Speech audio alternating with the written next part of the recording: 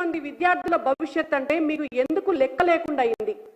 తెలంగాణ రాష్ట్రం ఏదో అత్యద్భుతంగా ప్రగతి పదంలో ముందుకు పోతున్నట్టు మీ అందానికి అందాల పోటీలు పెట్టుంది. వందల కోట్ల రూపాయలు ఖర్చు పెట్టుకుంటా అందాల పోటీలు పెట్టడం మీద ఉన్నటువంటి శ్రద్ధ రేవంత్ రెడ్డి గారికి తెలంగాణలో ఉన్నటువంటి విద్యార్థులు చదువుకునేటటువంటి డిగ్రీ చదువుకునేటువంటి విద్యార్థులకు పరీక్షలు పెట్టాలి, విద్యా సంవత్సరం అయిపోయింది అనేటువంటి సోయి లేకపోవడం అనేటువంటిది ఇంతకంటే దురదృష్టం, ఇంతకంటే దౌర్భాగ్యం, ఇంతకంటే నీచం ఇంకొకటి లేదు. ఎక్కడన్నా ఉమ్మడి ఆంధ్రప్రదేశ్లో కూడా ఇంత అధ్వాన్నమైనటువంటి పరిస్థితి ఎన్నడూ కూడా లేదు. విద్యా సంవత్సరం అయిపోతుంటే విద్యార్థుల పరీక్షలు పెట్టకపోతుంటే కనీసం దానిపైన పర్యవేక్షణ చేసిందిరా విద్యాశాఖ మంత్రి అని పేరు చెప్పుకుంటున్నటువంటి రేవంత్ రెడ్డి గారు. ఎందుకు పెడతలేరు అనేటువంటిది ఎంక్వైరీ చేసిందిరా మీరు? కనీసం ఏప్రిల్ నెల అయిపోయి మే నెల మొదలైతుంటే ఇప్పటి వరకు కూడా డిగ్రీ పిల్లలకు 5 యూనివర్సిటీల పరిధిలో పరీక్షలు జరగకపోతే వాళ్ళ పరీక్షలు ఎప్పుడు పెడతారు? వాళ్ళ పరీక్ష ఫలితాలు ఎప్పుడు దిద్దుతారు? వాళ్ళకు ఆ పేపర్లు దిద్ది ఫలితాలు ఎప్పుడు ఇస్తారు? వాళ్ళు పీజీకి అడ్మిషన్ ఎప్పుడు పెట్టుకోవాలి? అంటే ఇవాళ తెలంగాణలో పుట్టిన పాపానికి, తెలంగాణలో డిగ్రీ చదువుకుంటున్నటువంటి పాపానికి, తెలంగాణలో దాదాపు 1 లక్ష మంది డిగ్రీ విద్యార్థులు ఇవాళ మీ కాంగ్రెస్ పార్టీ ప్రభుత్వ వైఫల్యం పుణ్యమా అని ఒక విద్యా సంవత్సరాన్ని కోల్పోతున్నారు. అక్కడ గింత కూడా చీమ గుట్టినట్టు లేదు మీకు. దేశాలు పట్టుక తిరగాలి తెల్లారులేస్తే, ఈ పైసలు పట్టుకొస్తానం ఆ పైసలు పట్టుకొస్తానమని మీ మంత్రులు తెల్లారులేస్తే హెలికాప్టర్లు వేసుకొని జిల్లాల పర్యటనలు చేయాలి. కానీ ఇలా డిగ్రీ పిల్లలకు పరీక్షలు నిర్వహిస్తలేము అనేటువంటి సోయి మాత్రం లేదు ముఖ్యమంత్రి గారికి, తెలంగాణలో ఉన్నటువంటి మంత్రివర్గానికి కూడా. ఇలా విశ్వవిద్యాలయాలు అనేటువంటివి విద్యార్థుల భవిష్యత్తుకు పట్టుకొమ్మలు.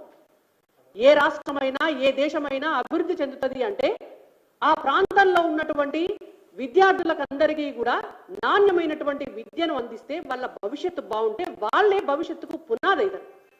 అటువంటి పిల్లల భవిష్యత్తుని బీఆర్ఎస్ పార్టీ అధికారంలో ఉండగా మొత్తం విద్యా వ్యవస్థను సర్వనాశనం చేసి 10 సంవత్సరాలు మొత్తం కనీసం టీచర్ల రిక్రూట్మెంట్ కూడా చేయకుండా చేస్తే ఇవాళ వాళ్ళకంటే ఒక ఆకు ఎక్కువ చదివినటువంటి కాంగ్రెస్ పార్టీ నాయకులు, ముఖ్యంగా రేవంత్ రెడ్డి గారు ఒక విద్యాశాఖ మంత్రిగా 15 నెలలైనా కూడా ఫీజు రీఎంబర్స్మెంట్ బకాయిలు డిగ్రీ కాలేజీలకు చెల్లించకుండా ఇవాళ విద్యార్థుల పరీక్షలు జరగకుండా చూడాల్సినటువంటి పరిస్థితి వచ్చింది అంటే మీకు ఏం బాధ్యత ఉన్నది? మీకు ప్రజల పట్ల ఏం ప్రేమ ఉన్నది? మీకు తెలంగాణ పట్ల ఏం నైతికత ఉన్నది అనేటువంటిది మేము అడుగుతున్నాం. మీకు ఓటేసి పాపం చేసినారా తెలంగాణ ప్రజలు?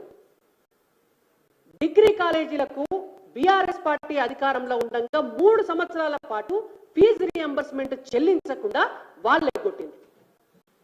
వాళ్ళ తర్వాత అధికారంలోకి వచ్చినటువంటి కాంగ్రెస్ పార్టీ ఎన్నికల సమయాల్లో మేనిఫెస్టో ఒకటి రిలీజ్ చేసినారు. ఆ మేనిఫెస్టోలో చాలా క్లియర్గా చెప్పినారు, మేము అధికారంలోకి రాగానే పాత రీఎంబర్స్మెంట్ పైసలన్నీ చెల్లిస్తాం, 3 నెలలకు ఒక్కసారి రీఎంబర్స్మెంట్ పైసలు కాలేజీలకు ఇస్తాం, ఇంకా అవకాశం ఉంటే నెలకోసారి ఫీజు రీఎంబర్స్మెంట్ పైసలు ఇచ్చేస్తాం, మిమ్మల్ని అందరినీ కూడా కడుపులో పెట్టుకొని కాపాడుకుంటామని. సిగ్గులేదు మీకు కొంచెం కూడా? పెద్ద అంబర్పేటలో మీటింగ్ పెట్టి వీళ్ళు చెప్తే సరిపోదని ఒక తీస్మార్కాన్ని ఢిల్లీలోకి వెళ్ళి రాహుల్ గాంధీ గారిని తీసుకొచ్చి ఆయనతోటి ప్రైవేట్ కాలేజీ యాజమాన్యాలను కూర్చుండబెట్టి మీ ఫీజు రీఎంబర్స్మెంట్ పైసలన్నీ మేము ఇప్పిస్తాం, మీ కళాశాలలన్నింటినీ కూడా మేము వృద్ధిలోకి తీసుకొస్తామని చెప్పి దొంగ మాటలు చెప్పి ఓట్లు వేయించుకున్నారు. అంతకంటే ముందు ఉత్తమ్ కుమార్ రెడ్డి గారు పిసిసి చీఫ్ గా ఉన్నప్పుడు ఏకంగా వీళ్ళందరినీ ఢిల్లీ తోలుకపోయి బీఆర్ఎస్ పార్టీ మొత్తం దుంపనాశనం చేస్తుంది తెలంగాణ రాష్ట్రాన్ని. మేమైతే